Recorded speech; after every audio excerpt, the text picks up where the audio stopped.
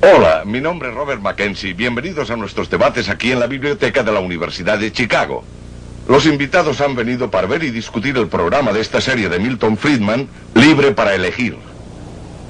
En este programa, él analiza el mercado laboral y el papel de los sindicatos laborales. Este juego nos dará puntos de vista contradictorios, más la respuesta a ¿quién protege al trabajador?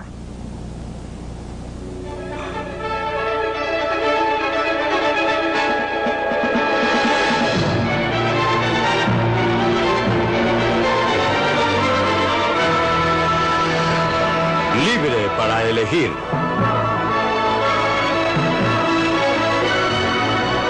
Una opinión personal de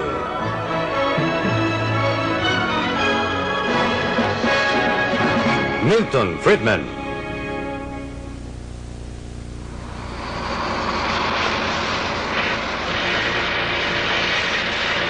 ¿Quién protege al trabajador?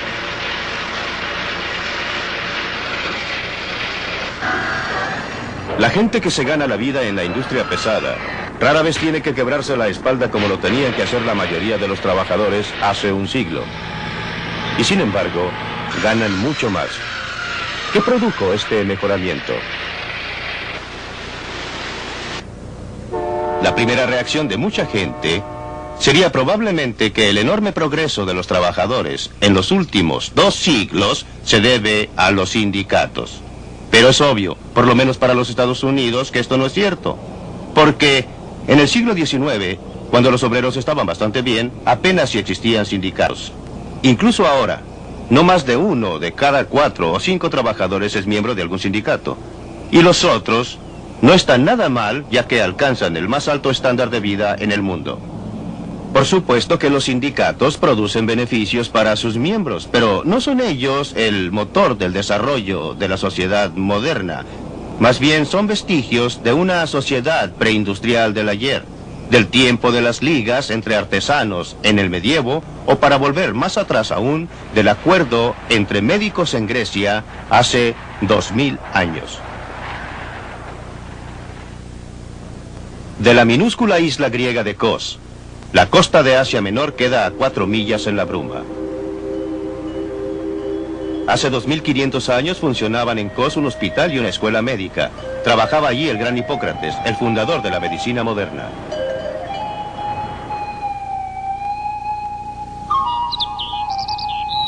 Según la leyenda, Hipócrates enseñaba a sus alumnos a la sombra de este árbol. Acogía a cualquiera dispuesto a aprender, mientras le pagara sus honorarios. Según otra tradición, San Pablo se paró acá y predicó el evangelio de la cristiandad.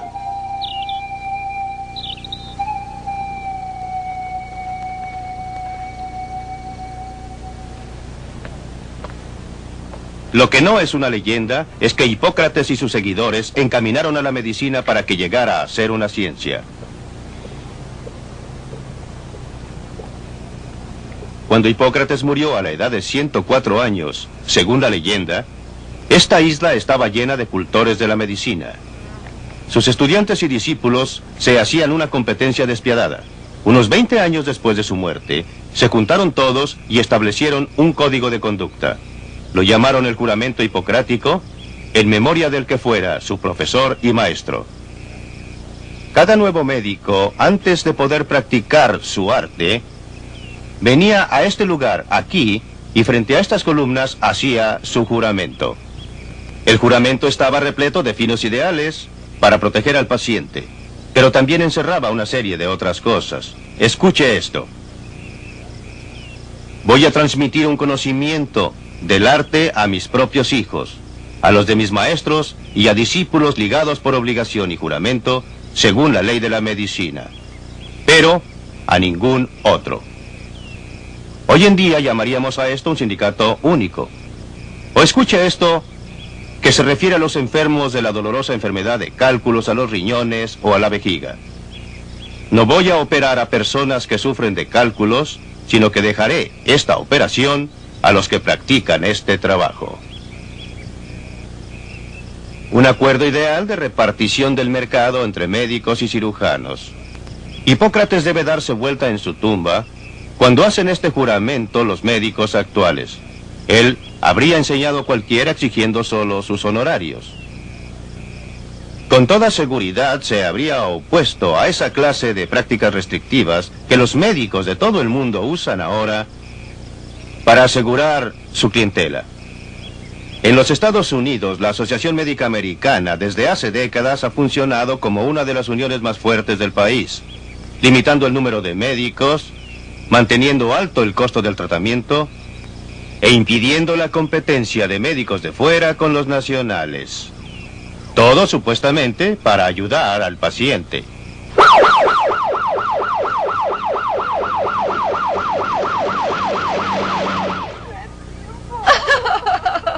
¿Se puede enderezar?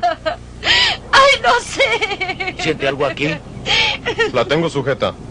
Cada uno de nosotros puede tener de pronto necesidad de tratamiento médico. Cuando necesitamos tratamiento médico queremos lo mejor, pero ¿quién puede darnos ese tratamiento?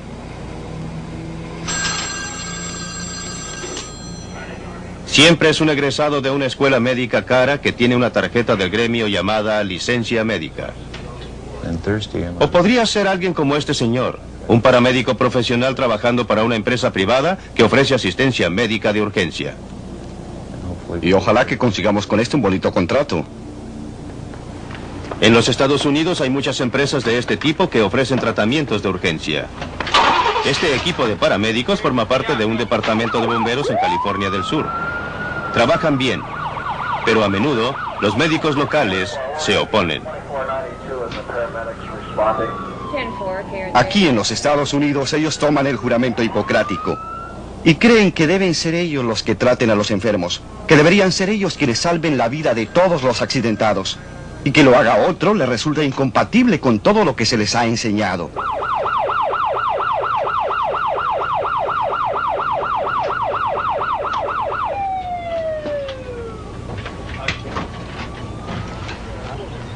Pero los primeros auxilios, ¿por qué tienen que ser un monopolio de los médicos recibidos? ¿No deberían todos aquellos capaces de ofrecer ayuda efectiva poder hacerlo? ¿Alguien lo vio caer? Estaba tendido aquí cuando llegamos. Es seguro que nadie puede mantenerse en este negocio durante mucho tiempo si no demuestra que hace bien su trabajo. Esto lo sabe muy bien Joe Dolphin. Tomamos unas gráficas de estadística de los resultados de los paramédicos en California.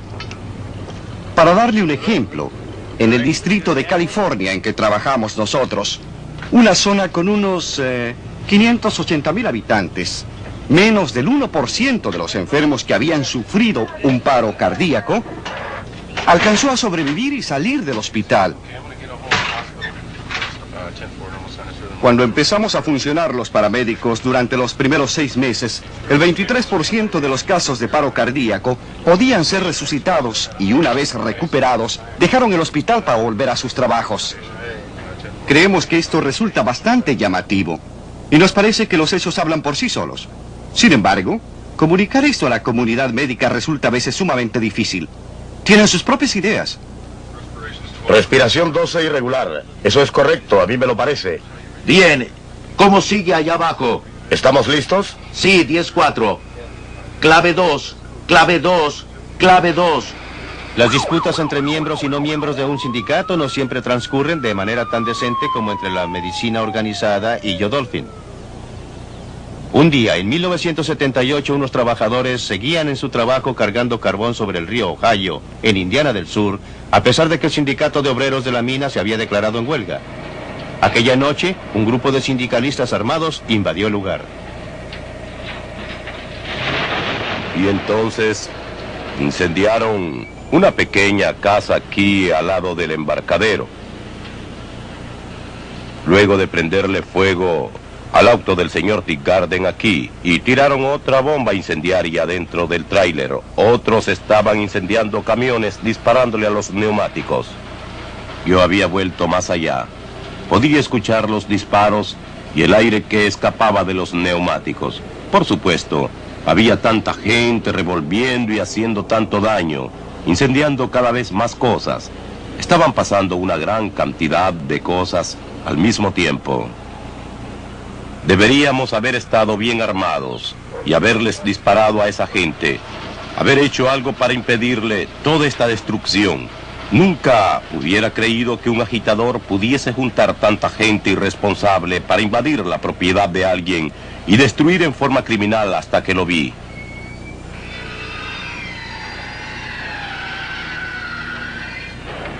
Estos trabajadores están del otro lado de la barrera del sindicalismo. Están construyendo 2 edificios del Seguro Social en Baltimore. En este proyecto del gobierno, cada uno es miembro del sindicato. Su sindicato debe protegerlos contra la competencia de los trabajadores no sindicalizados. Pero algunos constructores del lugar ven un aspecto muy distinto del sindicato único.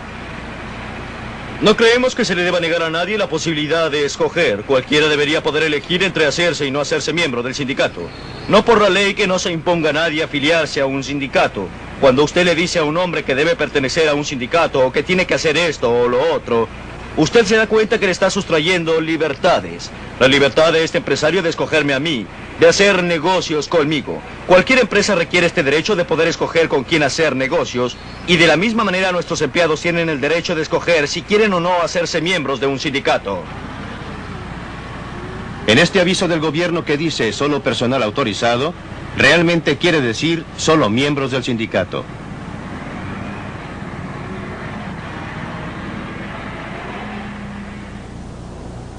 Desde hace tiempo los sindicatos se han dado cuenta que la manera más segura y más eficaz para obtener poder sin violencia es el tener al gobierno federal de su lado.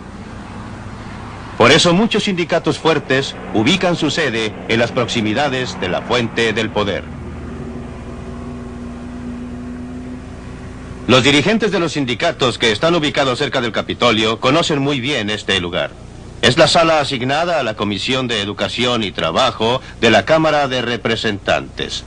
En ella se discute y se formula gran parte de nuestra legislación laboral antes de ser presentada al Congreso. Este tipo de sala la conozco muy bien porque me ha tocado dar a menudo testimonio delante de comisiones del Congreso, y todas las comisiones sesionan en salas como esta, allá arriba en el estrado. Es donde toman asiento los miembros del Senado. Por supuesto, detrás de ellos se aglomeran los ayudantes. Como usted sabe, cada uno de los miembros de la Cámara y del Senado tiene como 30 o 40 asistentes. A menudo, en las salas de comisiones, no hay casi nadie fuera de estos ayudantes. Cuando yo comparecía, lo hacía allá, donde presentan su testimonio los testigos. A veces me parecía todo un espectáculo montado solo para los ayudantes, con un miembro de la Cámara o un senador asomándose de vez en cuando para ver de qué se trataba.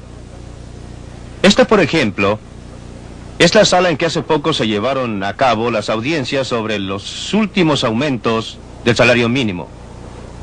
¿Quién supone usted que ha venido para ofrecer testimonio en favor del aumento del salario mínimo? ¿Supone acaso que han sido representantes de la gente pobre directamente afectada por el proyecto de ley? Nada de eso.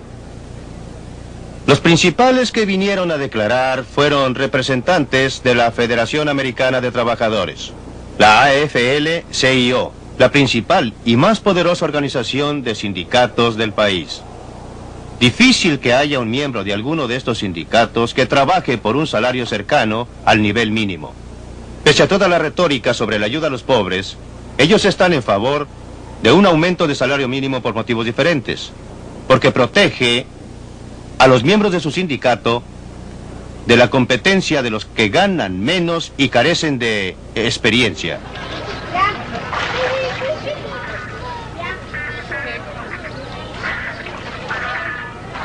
Para ver los efectos de la legislación sobre salario mínimo en la práctica hay que ir a lugares como este, donde venden comida a la carrera y barata.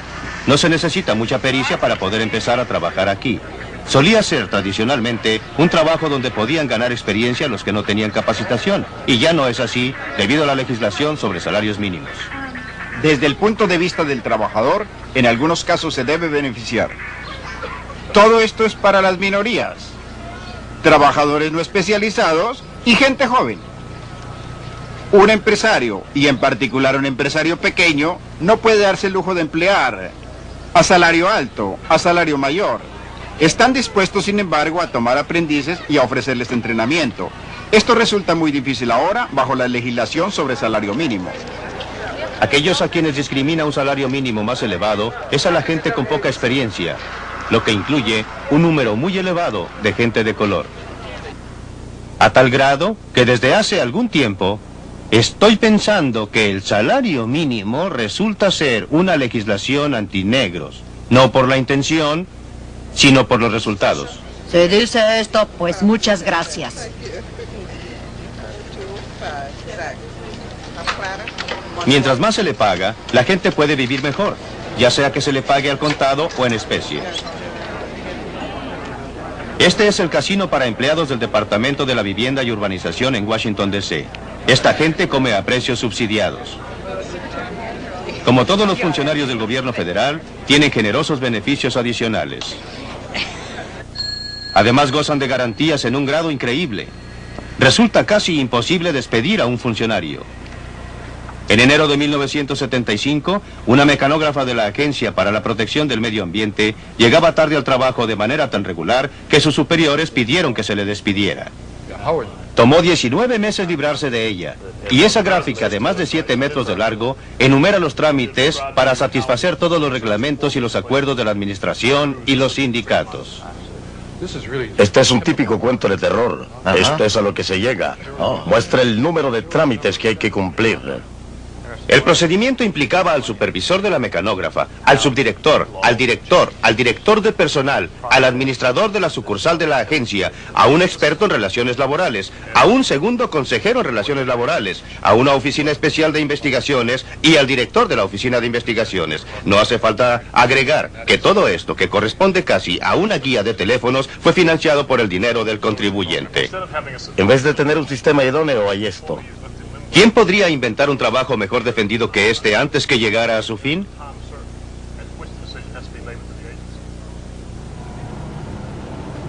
A media hora en auto de Washington está el distrito de Montgomery, donde viven muchos funcionarios altamente colocados.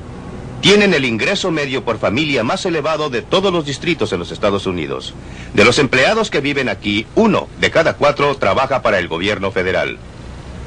Como todos los funcionarios públicos, tienen la seguridad de su empleo, salarios reajustables según el costo de la vida. Muchos de ellos consiguen beneficiarse además con el seguro social sacando 2 tajadas.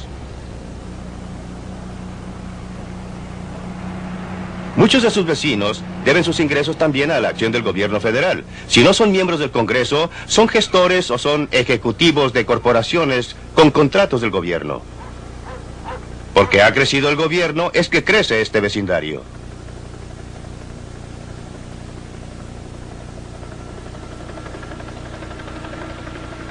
El gobierno protege a sus trabajadores precisamente como los sindicatos protegen a sus miembros, pero ambos lo hacen a costa de otros. No debería ser así.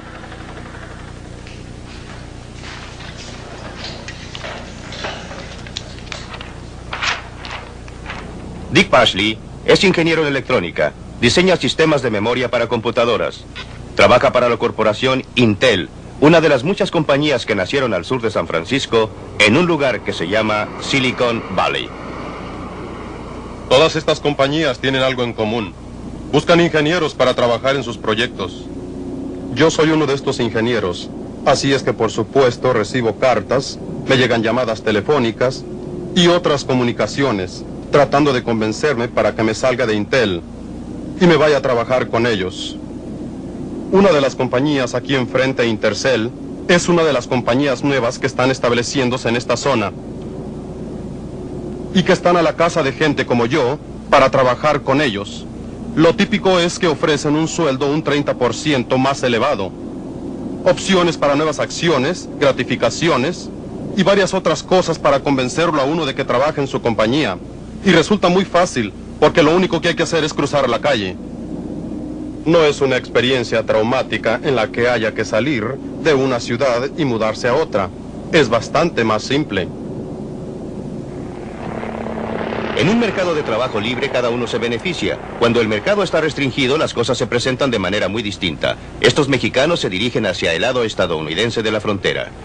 Es muy difícil permitir inmigración irrestricta en un estado que mantiene políticas de bienestar. Una cosa es cuando llega gente que busca trabajo y que no depende sino de ella misma, como fue el caso de todos los ahora ciudadanos durante la mayor parte en la historia de los Estados Unidos. Otra cosa es cuando el sistema de bienestar les ofrece ayuda bajo cualquier circunstancia a expensas de otros. Mire lo que pasa cuando usted trata de interferir con las fuerzas del mercado. Pues hay varios grupos bastante grandes de extranjeros en las faldas del cerro esperando que llegue la noche. Otros grupos están todavía del lado mexicano de la frontera. Van a pasar luego. Tenemos sensores electrónicos enterrados a lo largo de los senderos más usados que nos alertarán cuando los extranjeros vengan cruzando. Entonces nos apostaremos de acuerdo con la indicación del sensor para tratar de cortarles el paso.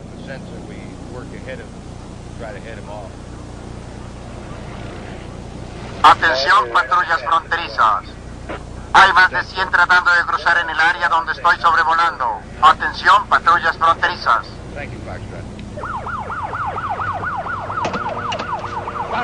¡Deténganse! ¡Deténganse! ¡Deténganse!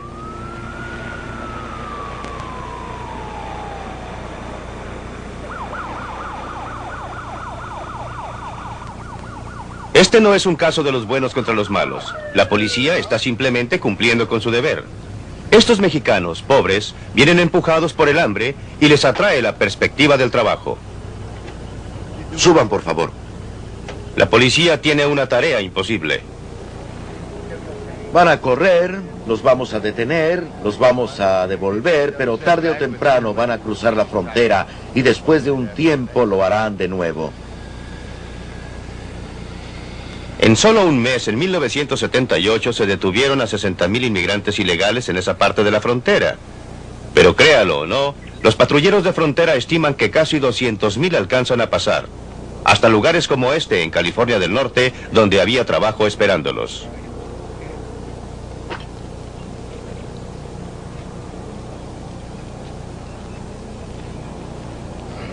Inmigrantes ilegales de México no son obreros del todo baratos por aquí. Muchos ganan más del salario mínimo impuesto por la ley. Lo consiguen porque los agricultores necesitan muchos obreros adicionales durante el período de cosecha y hay escasez de obreros nacionales. Jill Hannon y su socio manejan una granja que produce las pasas regordetas de California. Y hay una legislación en trámite que haría ilegal que los granjeros empleasen a obreros sin documentación. Y según entiendo, multarían a los granjeros con $1,000 por obrero. No me imagino que esto llegue a ser ley. Si se votara, habría un motín de todos los granjeros de por aquí. Resulta que el año pasado había bastante actividad en la zona de Kermit, a unos 24 kilómetros al oeste de Fresno. Muchos de los granjeros se unieron y hasta advirtieron a la patrulla fronteriza que se mantuviera a buena distancia. Y me temo que estaban dispuestos a apoyar todo esto con armas. Estaban muy alborotados porque su situación era desesperada. Necesitaban mano de obra. Era necesaria. Y la patrulla fronteriza se oponía a dejarlos pasar. La violencia por parte de los empleadores para asegurar la disponibilidad de mano de obra no es más justificable que la violencia por parte de los sindicatos para asegurar trabajo a sus miembros. Pero la violencia es uno de los resultados probables cuando se trata de evitar un acuerdo entre la gente que tiene trabajo por ofrecer y la gente que busca trabajo. Hace 15 años que la economía de Spartanburg, en Carolina del Sur, estaba estancada. Dependía de melocotones y de algodonales. Los salarios estaban por debajo del término medio nacional y el desempleo era muy grande.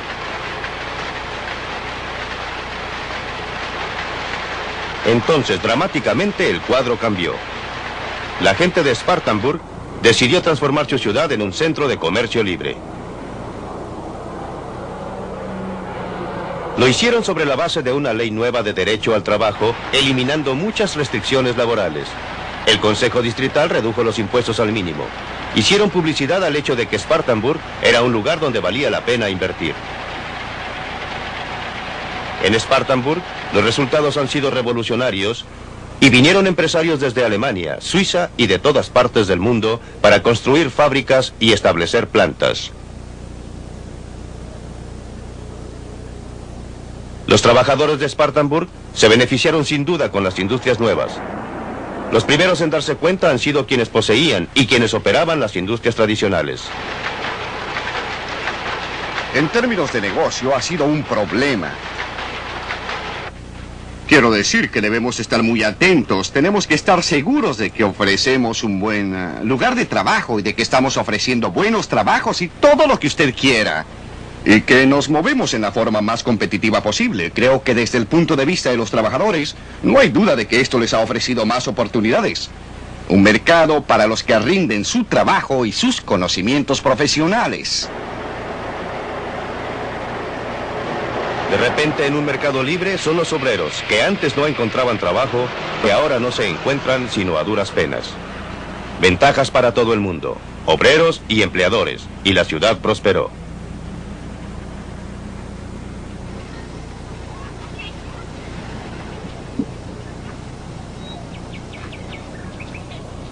Uno de los obreros que llegó a Spartanburg fue el señor Huma. Vino como refugiado de la Uganda de Idi Amin. Llegamos a este país con $139. Tenía familia, mi mujer y 2 hijos, y veníamos con solo 4 maletas de ropa que pesaban 20 kilogramos cada una. No nos dejaron salir más que con eso. Teníamos que dejar nuestras posesiones, todas nuestras propiedades en Uganda. Y justamente vine a dar a la Flowers Baking Company y me tomaron como obrero para trabajar en la panadería a $2.49 por hora. 5 años después, él era el contador en jefe de la compañía. En un mercado libre, su mejor protección, su riqueza real, demostró ser su capacidad y el deseo de hacer uso de ella. Los Estados Unidos tienen mucho que ofrecerme. Es un gran país. Llegué a este país sin dinero. Ahora tengo una casa, 3 autos, mi mujer tiene un buen trabajo, yo tengo un buen trabajo. Los hijos están estudiando y todo se ha ido arreglando muy bien. Creo que esto se debe a la oportunidad. Quiero decir que para el que quiera trabajar en este país hay muchas oportunidades.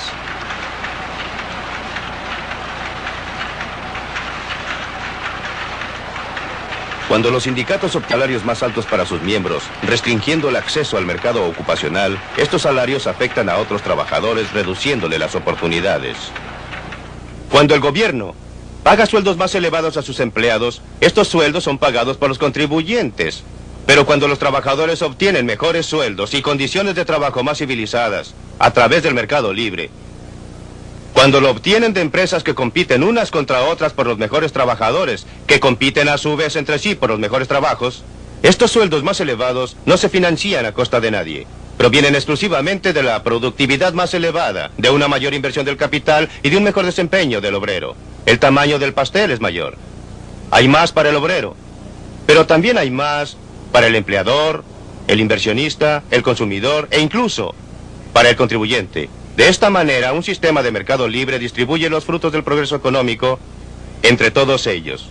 Esa es la esencia de la edad del obrero. Libre para elegir.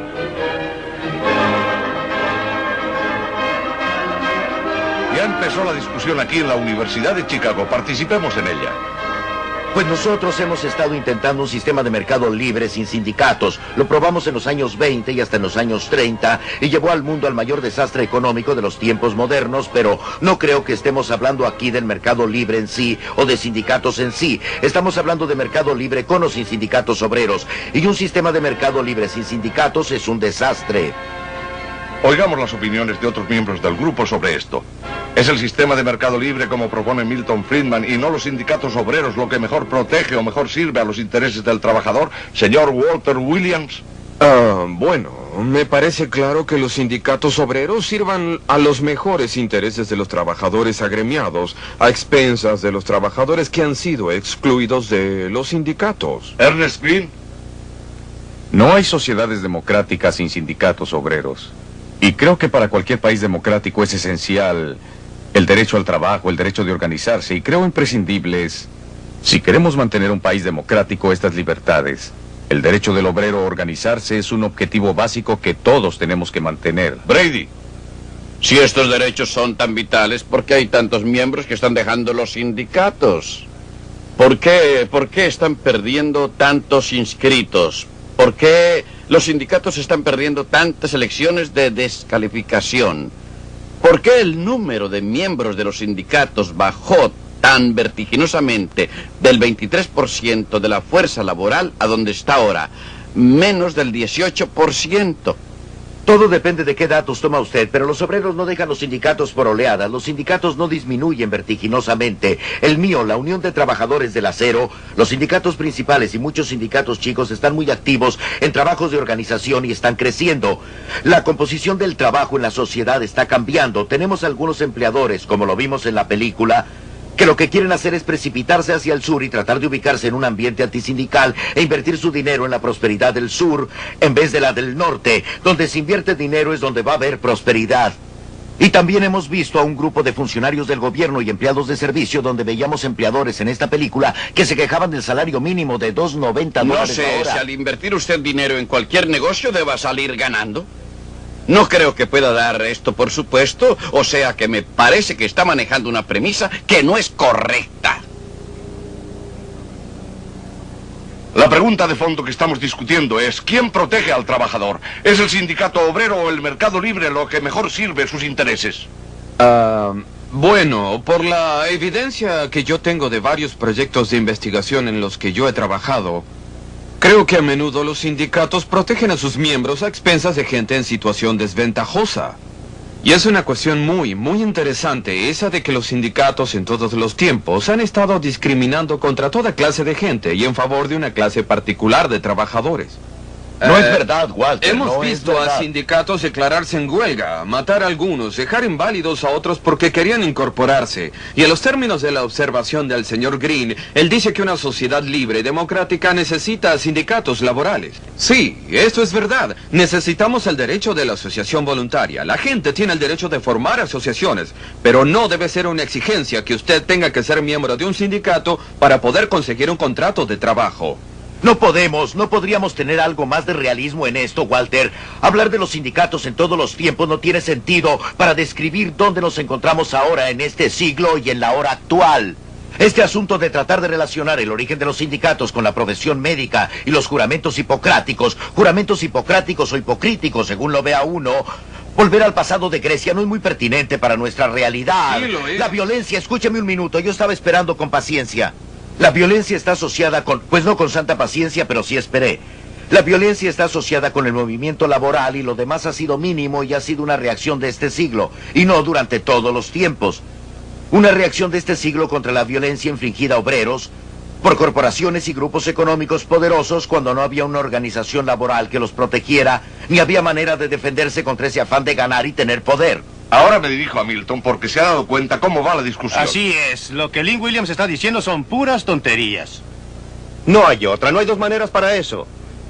Las condiciones del obrero habían mejorado mucho en este país antes de que los sindicatos de obreros adquirieran importancia. No me van a contar que los millones de personas, mis padres, sus padres y los padres de muchas personas en derredor nuestro, llegaron a este país desde Europa para ser explotados o que llegaron para ser sometidos a la violencia. Por supuesto que habían incidentes y violencia.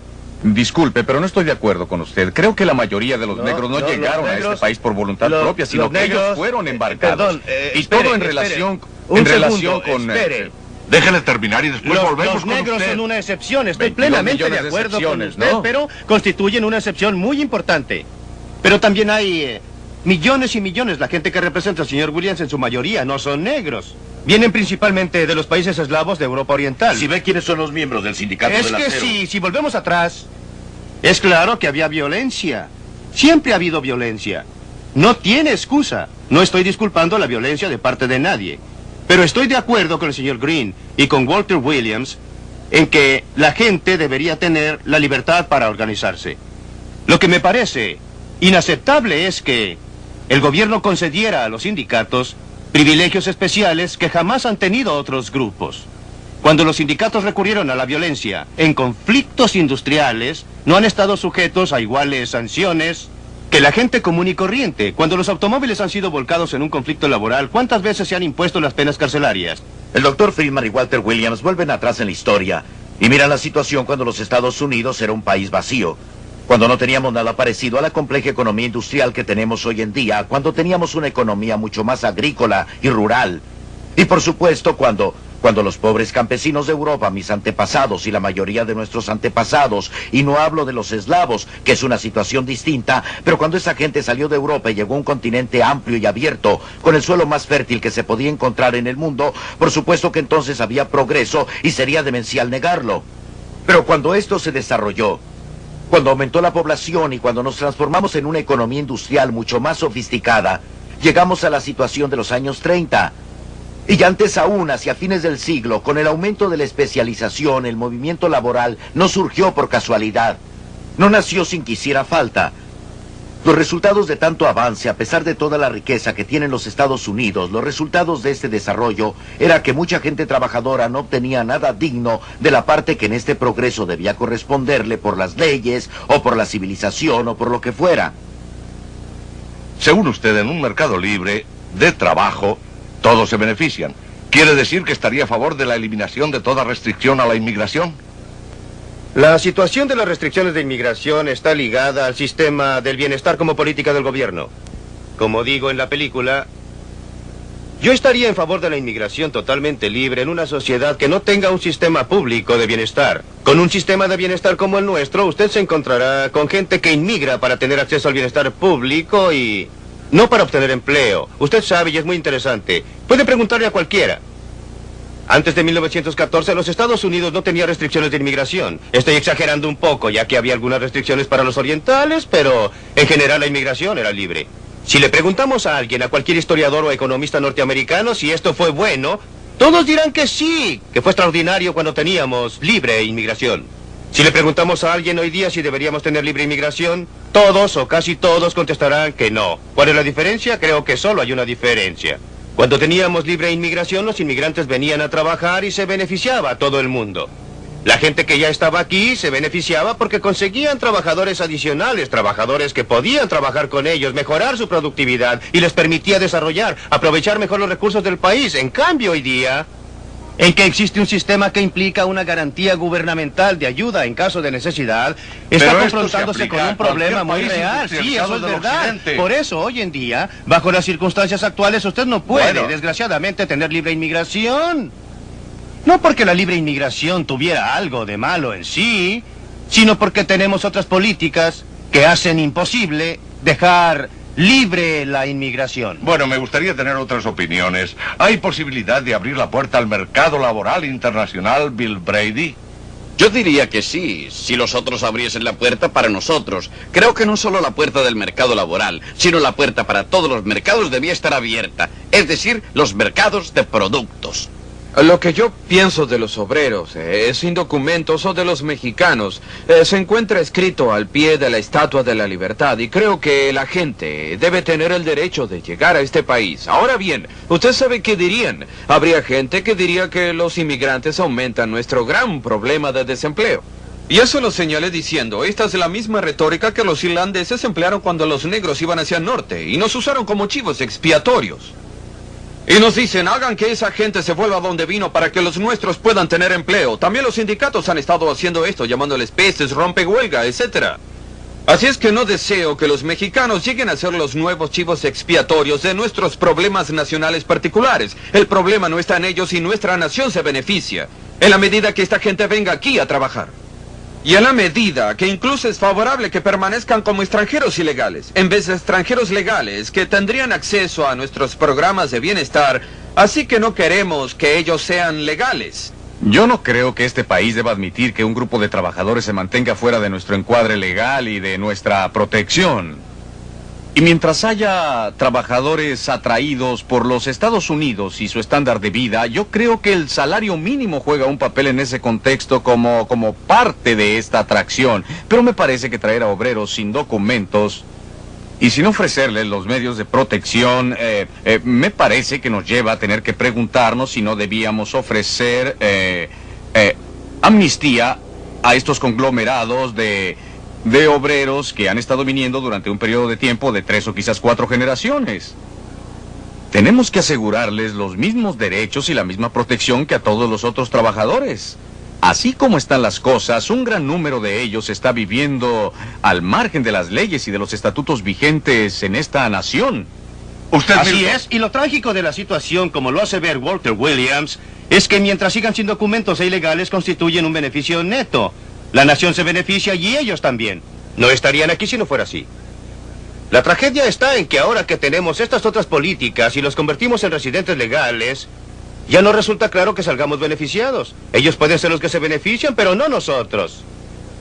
Lo que Lynn Williams dijo anteriormente no refleja bien una vez más lo que está pensando. El impulso mayor para el movimiento sindical vino después de la Gran Depresión de los años 30. Esta Gran Depresión no fue un fracaso del capitalismo, no fue un fracaso del sistema del mercado privado, como lo demostramos en otro programa de esta misma serie. Fue un fracaso del gobierno. No fue el caso de que de una manera u otra, una baja general en las condiciones de la clase obrera produjera una gran ola del sindicalismo. Al contrario, los sindicatos nunca habían contado con más de 1 de cada 4 o 5 de los trabajadores en los Estados Unidos. No fue debido a los sindicatos que el trabajador se beneficiara. Se benefició a pesar de los sindicatos. Se benefició porque habían más oportunidades, porque había gente dispuesta a invertir más dinero, porque había una oportunidad de trabajo para la gente de ahorrar y de hacer inversiones. Esto sigue siendo igual hoy día. Usted dice nosotros tenemos que ofrecerles algo a todos. ¿Quiénes son nosotros? ¿Cómo quiénes? Nosotros. Sí, nosotros. ¿Cómo lo hacemos? Y nosotros, la gente, les ofrecemos la protección asegurando su bienestar y códigos de seguridad ocupacional que protegen el ambiente donde ellos trabajan. Esto asegurando que tengan derechos civiles para proteger sus personas y asegurando que tengan leyes de libertades civiles para protegerlos más allá. Nosotros les estamos ofreciendo esta protección. ¿Por qué vienen por aquí si les resulta tan malo? Ellos no tienen por qué hacerlo. ¿Por qué no nos da una imagen de por qué esa gente viene aquí? No los traemos ordenados. Esta es una de las naciones más ricas en el mundo. Y entonces, ¿por qué no habla de protegerlos? ¿Por qué dejó Little Rock en Arkansas para irse a Filadelfia? Contésteme. ¿Por qué no tiene la amabilidad de dejar que termine? En primer término, déjeme decirle lo siguiente. Hay unas cuantas cosas básicas que debemos saber. Para decir 5 cosas más y no nos podemos demorar toda la tarde. Los sindicatos y los salarios mínimos no pueden mejorar las condiciones de los trabajadores en este país. Lo logramos día a día. Estamos mejorando las condiciones de la gente trabajadora. Que puede resolver los problemas de Bangladesh, lo puede transformar en países ricos pidiéndoles que se organicen en sindicatos como nosotros. No dije eso, no dije nada ni remotamente parecido. Está usted equivocado completamente. Vuelvo a mi pregunta inicial. ¿Por qué tanta gente está abandonando los sindicatos? No se salen muchos de los sindicatos. Pero sí, le di las estadísticas. Si usted piensa que yo, ¿qué porcentaje son los que obtiene? Yo vivo dentro del movimiento laboral. ¿Tiene usted por otros porcentajes? De él? Vivo dentro del medio sindical y sé algo de sindicalismo. Por supuesto que me pagan y no me parece objetable. No, a mí tampoco. Por lo menos hace unos minutos conseguimos que hablara del movimiento laboral del siglo actual. Y estoy de acuerdo con la observación que hizo. Estoy de acuerdo con la observación que hizo sobre el desarrollo del sindicalismo industrial y que el movimiento sindical se produjo en los sucios años 30 y la depresión y que esencialmente ha sido un movimiento de la industria.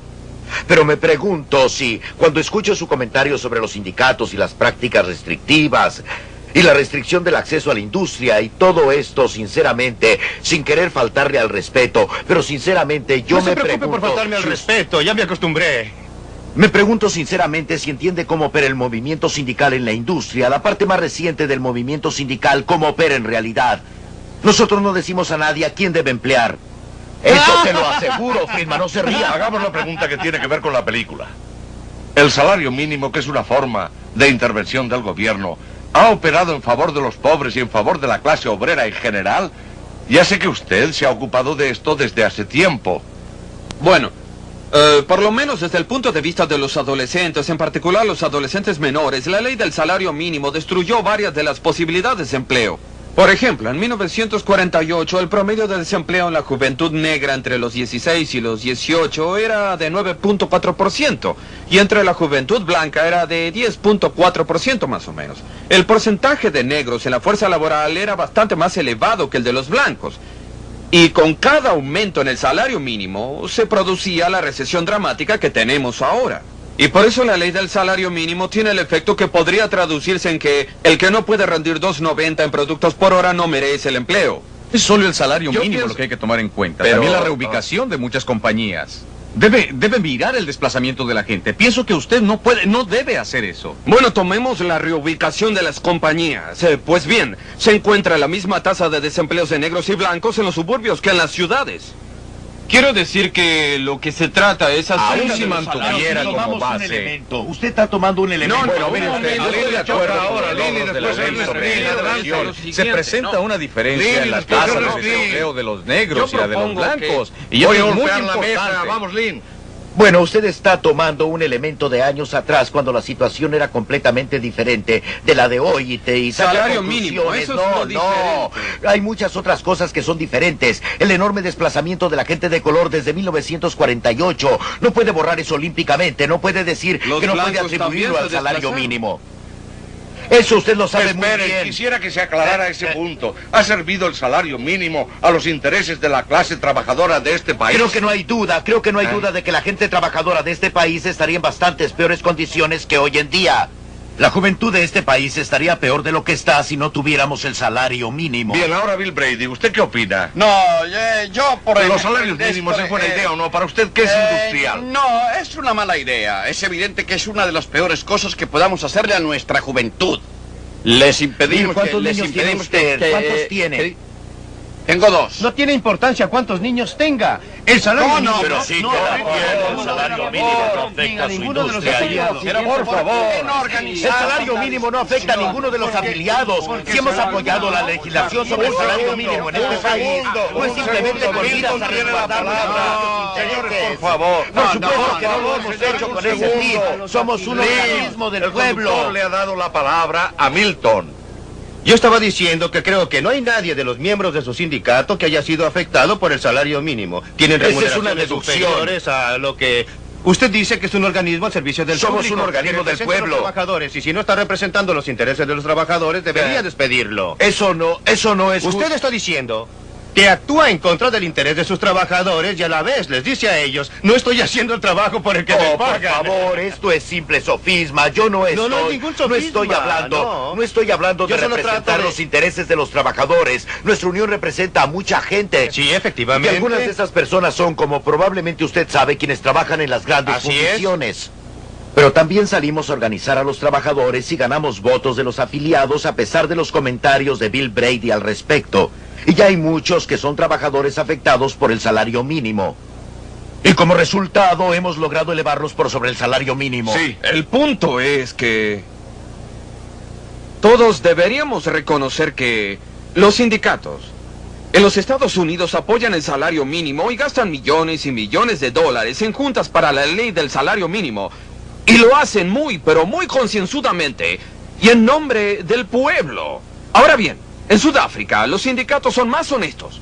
Esto es, los sindicatos racistas blancos dicen, nosotros apoyamos los salarios mínimos y sueldos iguales por trabajos iguales para proteger el empleo de los blancos. Es decir, para proteger el ¿Está empleo de usted los blancos de la insinuando que- competencia barata. ¿Está usted insinuando, Walt, que No, somos no estoy racistas diciendo blancos? eso. Estoy diciendo que no tiene importancia la intención. Son los resultados. Son los resultados. La palabra la tiene Ernest. No todo el mundo tiene que estar de acuerdo con todo. Claro que no. No, tienen buenas razones para apoyar el salario mínimo. ¿Cuál salario? El grupo que representa, sí, claro. representa a la clase media negra. No representan a los negros pobres de la La calle. NAACP quizá tenga Y le tantos pertenece socios a como ella, usted, la sí, pertenecen FLCO a son ella. orden. La FLCO es la dueña. Orden, Este es el orden. punto de vista No, conservador. Orden, voy a darle la palabra a Milton ahora. Claro que ¿Está sí. usted diciendo entonces que apoya la derogación de la legislación sobre salario mínimo? Por supuesto. ¿Lo haría? Por supuesto que lo haría. Yo, por mi parte, Claro que quisiera sí. preguntarle a Ernest y a Lynn, ¿por qué quieren circunscribir el precio mínimo a los salarios? ¿Por qué no me dan un precio mínimo para los productos que manufacturamos? Si bien entiendo, no estamos aquí para discutir sus problemas como propietarios. Existe una diferencia, Bueno, porque un ustedes, mínimo de según ganancia. presumo, son los que están tan ansiosos de lograr un sistema de No, libre no, mercado no, y de no. competir entre ustedes y de todo lo demás. Mire, yo Nosotros hablamos de las necesidades de los trabajadores y estamos hablando de las necesidades de las personas que llegan a una sociedad que no les proporciona suficiente empleo, que parece no ser capaz de proporcionárselos en la medida necesaria. Creo que la noción de que de alguna manera, dejando que cada uno de los que tienen puestos de alimentos o algo parecido, dejando quien sea que explote a la gente joven de esta nación, como quiera y que les paguen tan poco como les dé la gana, todos podrían trabajar, todos encontrarían un empleo, pero eso es completamente absurdo. Quisiera llevar a Milton a una de las etapas finales de su película, la parte sobre Spartanburg, Carolina del Sur. Y quisiera saber a qué conclusión ha llegado al respecto. ¿Quisiera usted, en efecto, ver a todos los Estados Unidos transformados en un Spartanburg con mayúsculas? Sí. ¿Y qué es lo que significaría todo esto? Significaría una mayor oportunidad para todos. Significaría una oportunidad para empleadores en todas partes, para competir entre sí en busca de trabajadores. Significaría una oportunidad para los trabajadores de encontrar empleos que puedan mejorar la utilización de sus especialidades. Significaría que los consumidores podríamos obtener mejores productos a menor precio. ¿Sabe? Los consumidores también toman parte en esta situación. Deberían pensar de una manera u otra. Uno de los misterios para mí es que si el salario mínimo de $2.90 ayuda a la gente, ¿por qué no le ayudaría mejor un salario de $6? Porque esta gente no pide un salario mínimo de $200 y todo lo que hubiera que hacer para construir una nación serían $200 la hora. Milton. Sí, y que abarcara también a las niñeras, ¿no? Y para mejorar la suerte y las condiciones de las personas solo es necesario decretar un salario Volvió más al tema alto. de salarios mínimos. Yo quiero saber cómo claro. Spartanburg... Sí, bueno, Spartanburg mejoraría las cosas ya que introduce un mayor radio de competencia y lo que realmente protege al trabajador es la existencia de alternativas de empleadores interesados por sus servicios, como las alternativas de vendedores que protegen al consumidor. Milton, usted omitió otra cosa que se lograría, y es que se produciría un aumento sustancial en inversiones de capital. Efectivamente, así sería. Y el capital es otro mejor amigo de nuestro trabajador. Claro. Esto es solamente para decir ciertamente que todos se beneficiarían. Esto es solamente para decir que una economía activa, una en que haya inversión, desarrollo y lo demás, es una economía buena para la clase trabajadora. Creo que se lo decimos a la FLCIO por lo menos una vez al mes sin parar. Pero no hay cosa que nos interese más que el tener una economía activa que funcione. La pregunta es cómo lograr eso. Yo sugiero y creo que hay argumentos siempre para lo que querramos discutir acerca de que la prosperidad que tenemos en Norteamérica hoy en día es porque los movimientos laborales han hecho enormes... el movimiento laboral ha contribuido enormemente a eso. Y de no haber existido el movimiento laboral, de no existir el salario mínimo, este país no sería tan próspero. Espera un momento, Lynn, espera un momento. Quisiera escuchar reacciones a eso. Él citó el caso de lo que habían logrado los sindicatos. ¿Acepta usted alguna parte de esa declaración?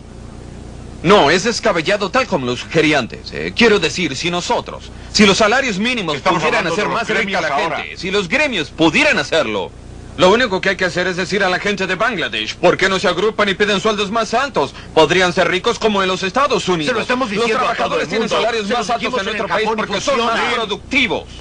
Esa es la manera de lograr salarios más altos. Todo esto es ridículo. ¿Y por qué son más productivos? Muy sencillo, porque tienen más capital. Mientras más altos los salarios, más altas las inversiones de capital en la industria. Y porque existen consumidores que compran y que tienen salarios que les permiten sin entrar inversión en el de capital no tendría el salario ni la forma de pagarles sin inversión de capital. Dinero, no habría mucha no habría forma de pagarles sin inversión. Ernest Bean, ¿cuál es su respuesta? Yo mantengo mi opinión inicial. Es un prerequisito de una sociedad democrática la sindicalización. Tener organizaciones registradas, trabajadores que se unan en beneficio mutuo y sin ese grupo, me refiero a sindicatos como el de los porteros de los coches dormitorio, a Philip Randolph. La compañía de carros Pullman nunca les habría dado de motu propio a aquellos trabajadores que trabajaban duro y era gente que producía y de bastante educación, aumento alguno de salario, a no ser por la intervención de Randolph. El punto crucial es si las medidas gubernamentales que tienen el efecto de favorecer a la organización gremial, de darle privilegios e inmunidades que no se otorgan a otras organizaciones en la sociedad, benefician a la sociedad en general o perjudican a la sociedad como un todo. Lo que intenté proponer en esta película fue que la fuente de prosperidad de esta nación fue la libertad de empresa, la libertad de empleador para contratar, la de los trabajadores de trabajar para quienes prefieran, y en la medida en que los sindicatos cumplen su papel de proteger al trabajador a expensas de otros y han retrasado la prosperidad de esta nación. Creo que la opinión contraria de Lynn Williams no es aceptable ni atendiendo la evidencia empírica ni otra que tuviera. Entiéndame que no lo estoy culpando por esto. Sería desleal para su trabajo que él no creyera sinceramente en lo que dice. No es cuestión de su sinceridad, pero la sinceridad es la virtud sobrevalorada en la sociedad. El hecho es que no existe evidencia que demuestre que ni los sindicatos ni los salarios mínimos hayan significado una contribución positiva en favor de esta nación. Algunos sindicatos sí. Por supuesto, algunos han hecho mucho daño. Esto no es un asunto en blanco y negro en el que se pueda opinar en forma categórica. Por lo general, el Opine en forma crecimiento de categórica. esta nación lo hago. La opinión categórica que doy es que la prosperidad de este país se deriva fundamentalmente de la libre empresa, de la libre contratación, del libre empleo y trabajo, no de las medidas restrictivas impuestas por los gremios. Por favor, sean breves. Ernest. Y yo diría que la intervención del gobierno federal fuerte, financiada por los empleadores, los tipos de protección, los niveles de salarios y las condiciones de salud son las exigencias de este gobierno para la protección del pueblo, porque la historia ha demostrado que eso no ha ocurrido. Y en el caso de Spartanburg, Carolina del Sur, le reitero que si hay una razón por la que se logra una recuperación para atraer firmas de Suiza y de Alemania, es en primer lugar porque tenemos un gobierno fuerte que proporciona protección para todos los ciudadanos, lo que hace 15 años no ocurría. La libertad económica, a mi juicio, no debería sufrir ninguna contracción. Creo que estos dos caballeros piden que se contraiga al sostener el salario mínimo. Piden, creo que Linnie Williams, que se mantenga el acta Davis-Bacon. No creen, me parece, que las libertades son interdependientes e indivisibles. Existen libertades, está la libertad económica, la libertad de prensa, libertad para reunirse, hay libertad religiosa y ustedes piden que se restrinja la libertad económica. Cuando hacen eso, perjudican a las demás libertades que tenemos. Y si se hace tanto como nosotros lo estamos haciendo hoy en día en este país, corremos el riesgo de perder todas nuestras libertades. Y ahora dejamos esta animada discusión y espero que podamos estar juntos de nuevo en Libre para Elegir.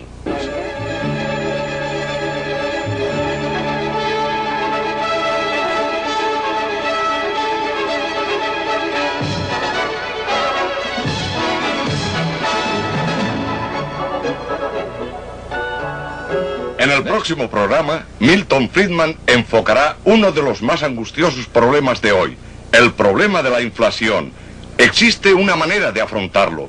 Si es su deseo conocerla, no se pierda Libre para Elegir la próxima semana.